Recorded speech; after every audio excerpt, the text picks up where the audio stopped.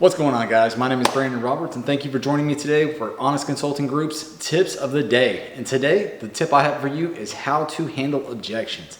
This is sales training, but not your normal sales training. The reason it's not is because I actually do sales.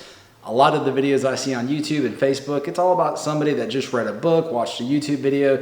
They're doing things that they really have never actually done in practice themselves. And so these are not the people that you want to learn from. You want to learn from people who are doing this on a daily basis. I make sales calls every day, and I make sales just about every day. It's not some big mystery of why that happens. If I'm actually able to get someone on the phone or someone in person, 9 times out of 10, I'm going to close that sale. And today, I want to give you a little bit of the experience of how you can do the same thing. Let's get into it. Okay, guys, so today's video is really for all of you young people out there that are really just getting into sales, or maybe you just really are trying to gain a little bit more experience, maybe handle those objections a little bit easier, make things a little more efficient to where you're actually getting from actually getting on the phone with someone or maybe getting in person to actually getting that sale and getting that point across.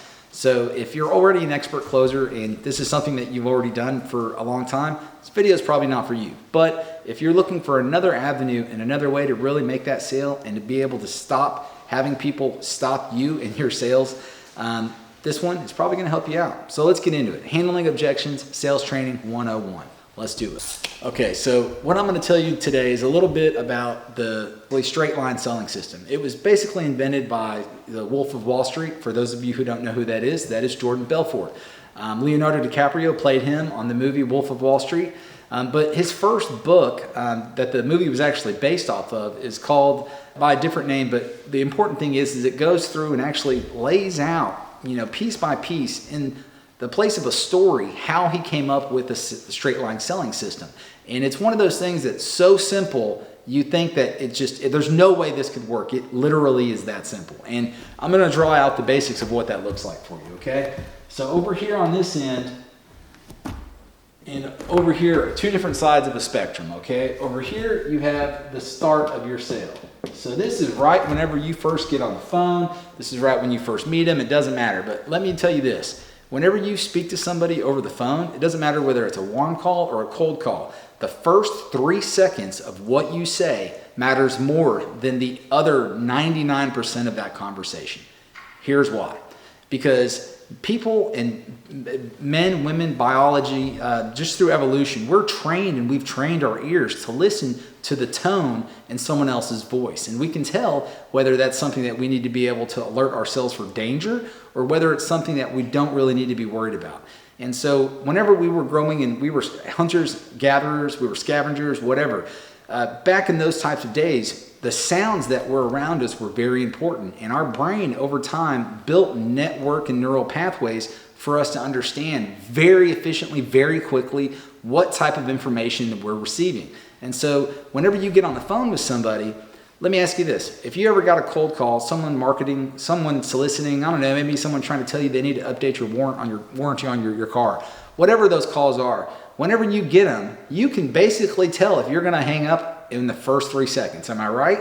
Because I know when I get a phone call like that, the first 3 seconds, I know I'm going to hang up on this person. But there's a method that you can use that will break that cycle up and you can get past it. And the way that you do it is by showing a few things, and it's going to sound like a whole lot, but there's a way to do it. You have to let that person know that A, you are a professional and expertise in your field at what you do. You're passionate about your product and that you know it's going to solve and be a solution for something that they have that's a problem or a hurdle that they need to overcome, okay? And you need to be able to put all of that into their mind within the first 3 seconds. Well, how do you do that? Tone. Your tone is all that matters at the beginning of that phone call. Now, whenever you are really intense and you understand a product so well, you know every little thing about it, you helped build it, you helped create it, you helped market it, you helped build the strategy, you helped build the business. Whenever you understand something to that depth and that level, like let's say you own a restaurant, you know how much each pickle costs that goes on each burger that goes out the window. Like that's how well you know that business. That's how well you should know every single business that you're in, especially in the beginning when you're trying to grow it. And the reason is because it gives you self-confidence when you go out and you try to sell this product or this service to whoever it is that these clients are or these customers are. It's going to give you that that self-confidence to where your voice doesn't get all shrinky.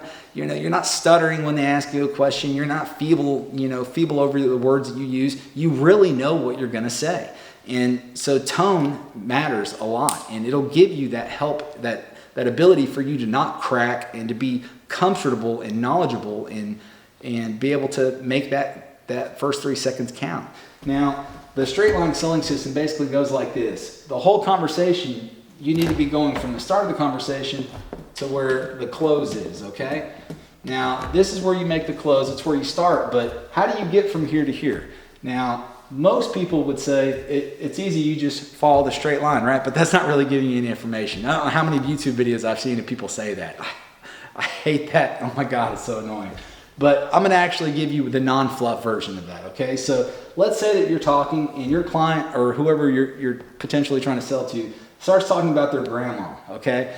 When they do that, they're getting you off course, okay? Anything over here in this area is stuff you don't need to talk about.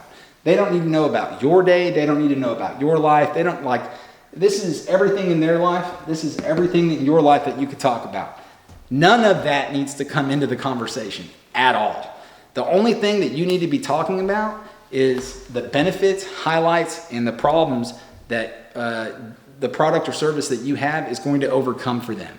People don't make decisions based on logic. People make decisions based on emotion. So on a scale that is, the size of our population in the United States, it's a very, very, very, very small chance that you're going to have mass decisions made on any other reason than that.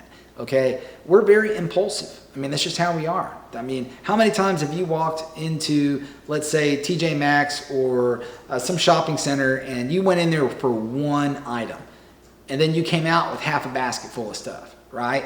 It's because you were impulsive. You didn't plan on doing any of that, right? The logic side of you said, hey, I'm just going in here for X. And you came out with X, Y, Z and like 20 other things.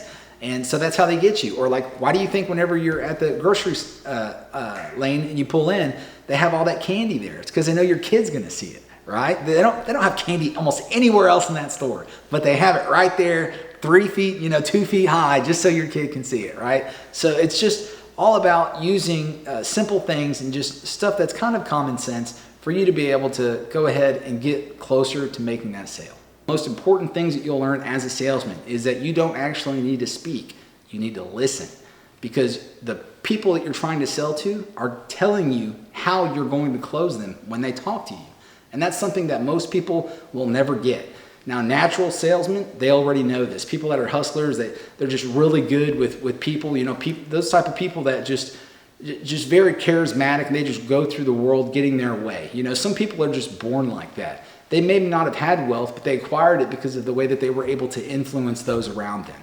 Closing is the same thing. It's all sales. Now, whenever your client starts getting off, you should be able to, if you're in sales, even after reading one sales book, you should be able to revert them to get them back on that line.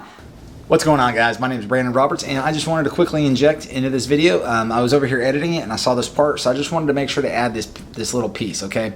If you're ever at a point in a sales call and your client or your customer says, look, I just need a little bit more time to think. I just need to speak to my partner, whatever it is, their wife, whatever, woohoo, whatever it is, it doesn't matter. Here's what you say, okay? Here's one thing that will just stop them dead in the tracks and then make that loop back to where they're back at the point where you can ask them for a sale, okay? So if they ever say that, say, well, look, I understand there's a big misconception about time versus information.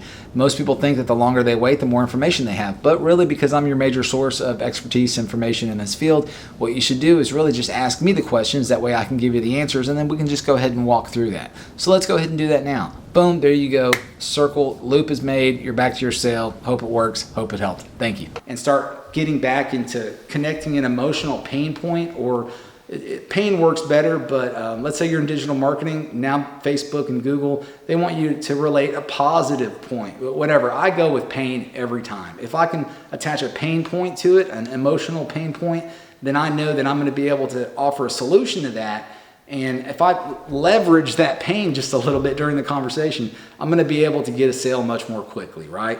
So I'm trying to get a sale as quick as possible. I'm not trying to be on the phone 20 minutes with somebody, even 30 minutes, because I got other people to call. I got more money to make, right? That's what you need to be, having more money to make. Not sitting here talking about some grandma's dog that got hit by some car or whatever the weather is. You don't need that. Now, let's say you get to this part of the conversation. All this way, you've already highlighted all the benefits. You've already told them everything that they want to know. But now they say, well, you know what? I need to talk to my business partner. Okay, here's how you handle that. You're going to say, okay, well, what would you ask your business partner? Kind of what would the discussion be like? That's what I would say. And then they'll tell you, oh, well, it's going to be X, Y, Z. And you'll say, okay, well, y'all are already having problems with X, Y, Z because that was the whole reason we had this meeting. I have a really good solution for you. It's a great price. So, I mean, he's probably already going to tell you to go for it anyways because y'all need it resolved, right? So might as well just do it. And if that doesn't work, he's going to come up with another reason. But there's really only 3 things that you need to overcome when you're trying to make a sale. Here's what those are. Trust in you, trust in your product or service, or trust in your business, your company name, your reputation.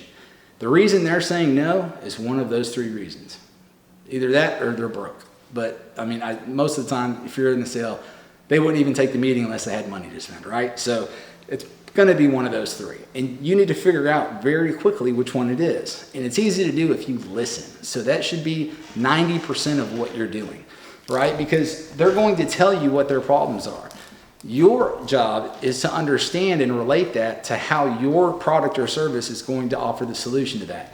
Now, let's say that they need to talk to their wife before spending that amount of money, okay? Everything that they say, it doesn't matter what it is. And like I said before, I'm not teaching you a system that I invented. This was Jordan Belfort's. This is everything that he put together. I had no part in creating this. The only reason I'm telling you this is because it's a method that I've used to make a lot of money and to make my clients a lot of money. And so I'm not ever going to tell you guys something that I've never used and I have no experience with. If I just read it out of the book and tried to come in here and sell it to you, you're going to be able to tell. You can see the fake through it's so obvious, right? You can tell those videos on YouTube when people just are so full of they've never made a sale in their life. But, so anyways, it doesn't matter if they say they need to speak to their wife, their friend, their business partner, whatever it is. It's all a loop, okay? It's just an excuse. And you need to figure out why they're saying no. Be blunt. If you have to hard sell them, hard sell them. Here's what a hard sell is. You just straight up ask them, what's the problem? What is keeping you from making the sale? What are you worried about? Do you think the product's not going to accomplish the goal? Do you think it's not going to be able to serve and meet the needs of your business? Or, just what is it? Is it a financial aspect? Let's work about it. There's something we can do. Keep them from not leaving that table. You do not want them to leave the table. Because if they leave, you probably lost the sale. You maybe might get it down the road, who knows? But the better chance you have of closing it is right then. So do what you need to do, ask questions, and listen to their responses. They're going to give it away. They're going to tell you how to do it, okay? But also remember, your tone throughout the whole thing is very, very important. You need to be very passionate and excited and interrupt their mental train of thought at the very beginning. And that's going to be not a high pitch, but a very excitable pitch, right? You're still going to want that bravado in your voice. But as you go through the sale, you're going to have an octave lower, and it's not going to be as energetic, as passionate, because you're really just now at this point more comfortable in the conversation, and you're just highlighting the benefits of what you're selling. Then you drop into at the very bottom when you're actually asking for the sale. It's just flat out. So let's make the sale. Are you ready to sign? Let's go. Let's do this. How do you want to move forward? Just be very direct. The more direct you are, and also if let's say he asks you a question, don't feel like you have to respond right then. People give other people way more time to think and come up with a reply and a response than we give ourselves, right? We give ourselves on average 30% as much time as what someone else would normally allow you to be a normal response to a question. So take your time in answering. Really try to think about what you're saying and how it's going to affect you staying on this straight line. Because the whole time, the whole reason you're on the phone, and I don't know how many times I've walked into a sales office or a sales training or a call center, and I've heard people in the middle of sales calls talking about their dog, talking about the car accident they just had. or the back problems that they have, or the new shoes that they just got there. Just off the wall stuff. And it has nothing to do with that company making sales at all. But it took up probably 10 minutes of the conversation, right? And so you need to be the one that's in control of that conversation. So whenever the client starts getting off over here and talking about football or whatever it is, go Dogs. I mean, yeah, cool. We all like sports, but not when you're on a sales call. When you're on a sales call, you like money. You like making it, and you like making more of it because you need to get off that phone and on another phone call so you can make more. So don't waste your time. Be direct, be concerned about your tone, and always be closing. I'll see you guys next time. Thanks for listening. I hope you guys got something out of this. Remember, like, subscribe, share. Help us make a difference and make a bigger impact in the lives of everyone else that you know that we want to help. Thank you. See you later. Love all.